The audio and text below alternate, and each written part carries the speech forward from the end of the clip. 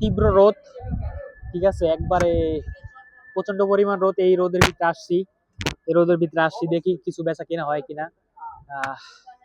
আসলে জীবিকা নির্বাহ নির্বাহ করতে হলে অনেক কিছু করা লাগে, সেটা আর কি। রোদ বৃষ্টি, আমাদের মতন লোকের রোদ বৃষ্টি এইগুলা কিছুই মানে না।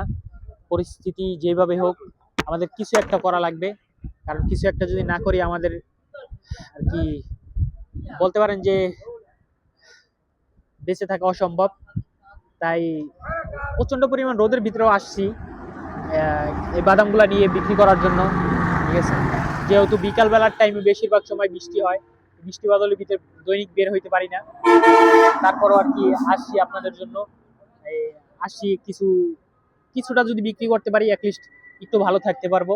তা আপনারা আমার পাশে থাকবেন, আমার ভিডিওগুলো অ্যাটলিস্ট শেয়ার দেবেন। যে আমি অনেক কষ্ট করে ভিডিওগুলো বানাই আপনাদের মাঝে, আমি যেগুলো করি এগুলো তুলে ধরার চেষ্টা করি। আমার পাশে অ্যাটলিস্ট থাকবেন, অ্যাটলিস্ট একটা ভিডিও লাইক কমেন্ট শেয়ার করে পাশে থাকবেন। আসসালামু আলাইকুম।